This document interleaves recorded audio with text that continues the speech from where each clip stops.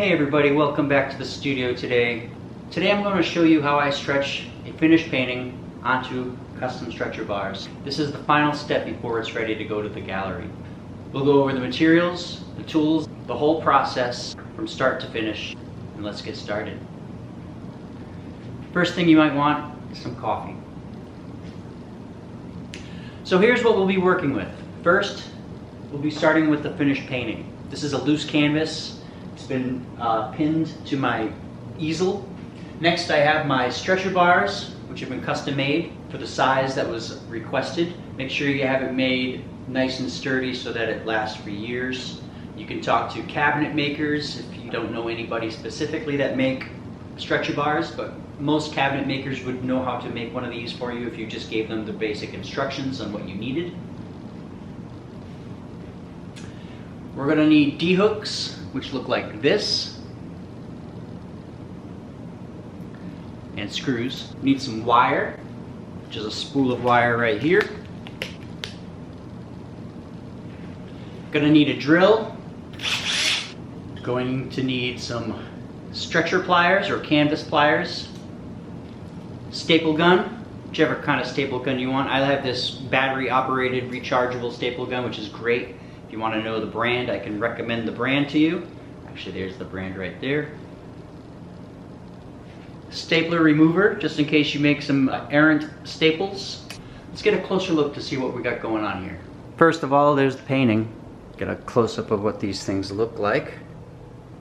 This is a commission for I believe a retired pilot. This has some sentimental value in there because these two pieces here are actually pieces of fabric that came from the plane that he once flew, and he asked me if I would be able to cut them up into shapes like the flowers that are in the painting, and I was able to do that. So you'll see here, this is the space I'll be working on. This is just a table. I cover it with cloth. That way that the painting is going to be protected. The painting will be going face down on this table in just a moment. Okay. Got my D-hooks right here. A couple of screws. First thing I'm going to do is add the D-hooks to the stretcher bar. Going to make sure that your screws are shorter than the width of the bar.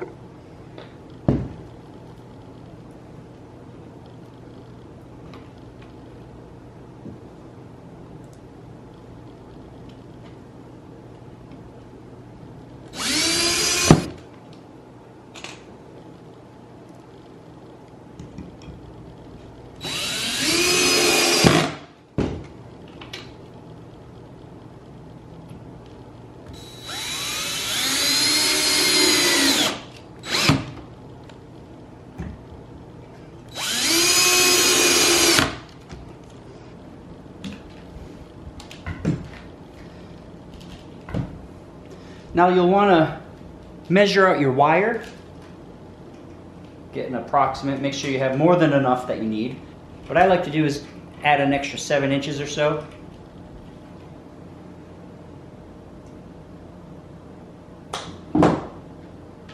When you hang, you're going to want to be able to have the wire grab the hook that it's going on. Okay, now what we're going to do is we're going to wrap the wire around the D-hook a few times, and what this does is it keeps it from slipping once there's weight on the canvas. And now you just wrap it and wrap it and wrap it, and it's good to take your time with this. Probably going to want to wrap it maybe 10 to 12 times, maybe even more, depends on how heavy the painting is going to be.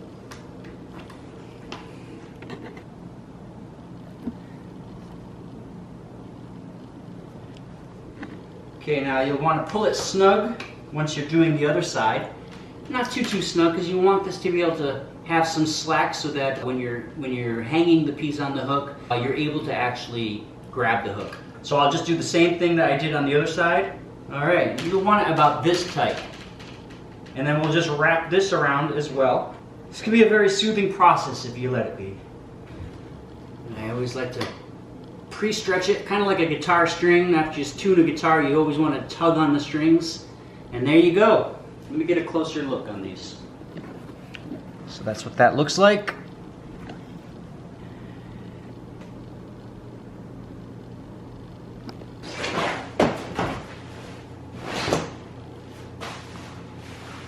So now the canvas is face down.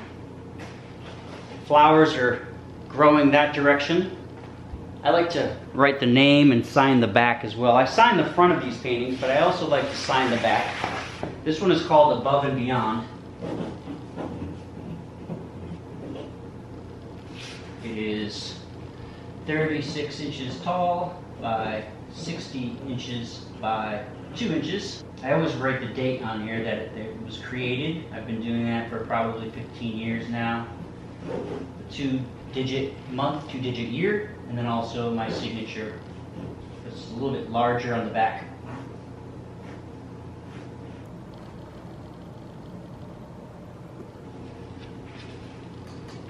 You're gonna place your stretcher bars on top or on the back side of this painting. And then, since I know this is called a gallery wrap, the way I painted it was actually I had added an extra couple of inches for the depth of this stretcher bar. That way it'll have a wrap around. The image will wrap around the stretcher bar. Make sure that they're all aligned in the back correctly.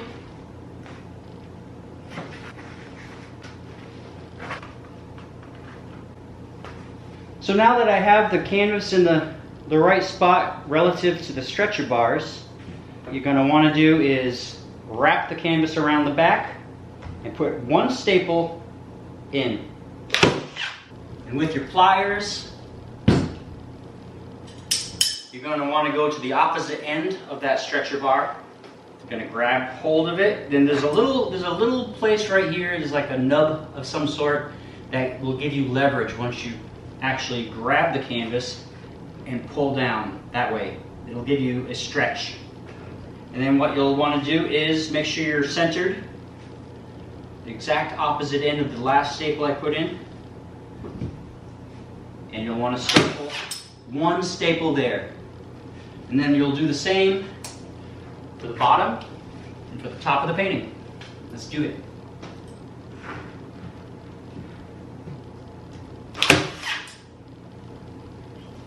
Take a look to see if it's right. Looks pretty correct to me. So let's get back to stretching this. So now that we've got our staples in the centers of each of those, I like to take the longer side and add a staple on either side of that first staple I put in. Pulling the canvas taut, add a staple. These are about 1.5 inches apart from each other. So this side now has 3 staples, while there's 1, 1, and 1 over there. But what I'm going to do is go to that side and add 2 other staples. You'll end up getting a rhythm. Now I'll go to this side. 2 more staples. Alright, now there's 3 staples on each of the center. What we're going to want to do is we're going to work our way outward. We're going to go this way and this way.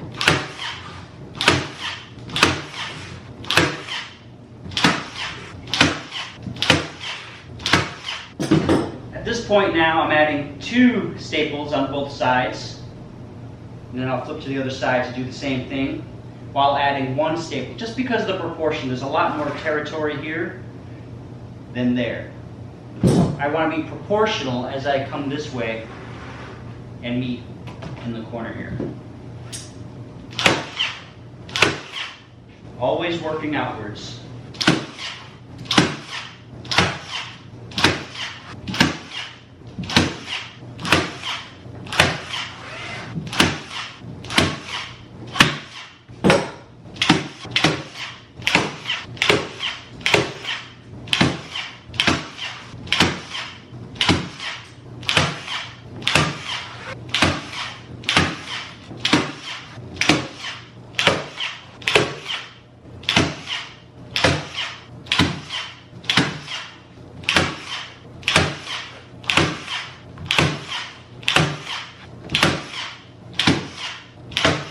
Now personally what I like to do is once I get to this point where the staples are about a foot apart from each other on each side.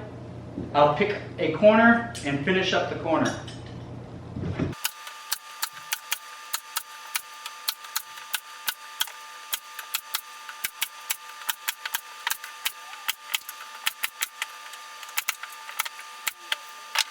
Let's see what we got so far. We're almost finished here. So I brought the staples just to the corners here. You'll see there's the corner, there are the staples. Each corner is going to be the same. All right, let's finish this up. At this point, since this is the side of the canvas, I like to wrap this end flap. And there's many ways to do this at this point, by the way. But how I do it is I like to make a corner, which is there's a 45-degree angle there. There's this 45-degree angle happening here. Make sure it's really, really tight as possible by hand.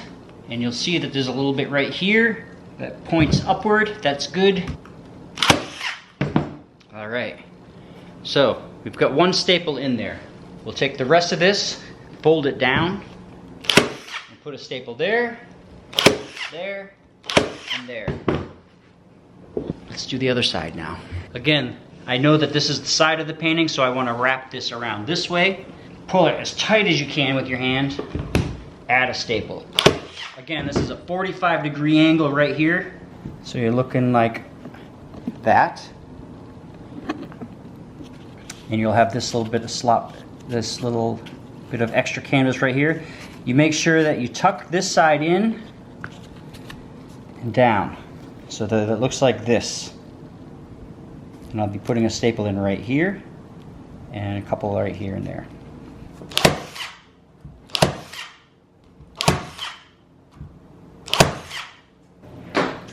Okay, let's take a look.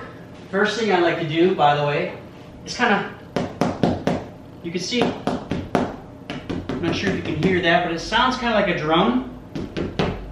That's what you want. You want it to be that tight. This is how the painting looks finished. Let's take a closer look at this. All right. So this is what the canvas looks like on the back. The D-hooks are doing their job.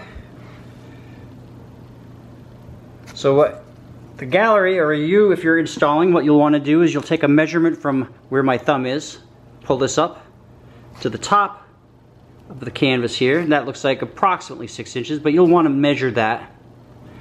That way when you add your nail to the wall, you'll know that whatever that measurement is, that's where the top of the painting is.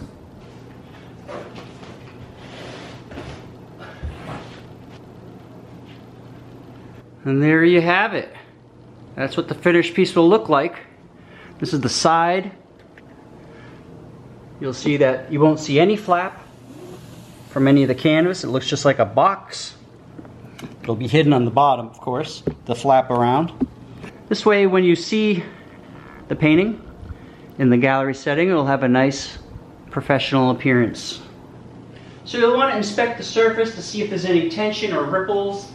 Ripples will end up showing up usually in this area, but you want to inspect your surface to make sure that you don't have any uneven tension. You'll want to trim any excess canvas, and that's it. The painting's ready for the gallery. You can see how it's a much cleaner look. It's very professional looking. Following these steps really make a big difference in the presentation of your art and its value. If you have any questions about this process, leave it in the comments. Or if you want to see how I ship them and how I put these in a box, let me know. This one isn't going to get boxed up. It's actually going to get wrapped in cellophane and delivered to the gallery in person, since this gallery is local. But there are times when you're going to want to box up the paintings. So I'll have a video for that. Make sure you subscribe and comment. Thanks for watching, and I'll see you all in the next one. Bye.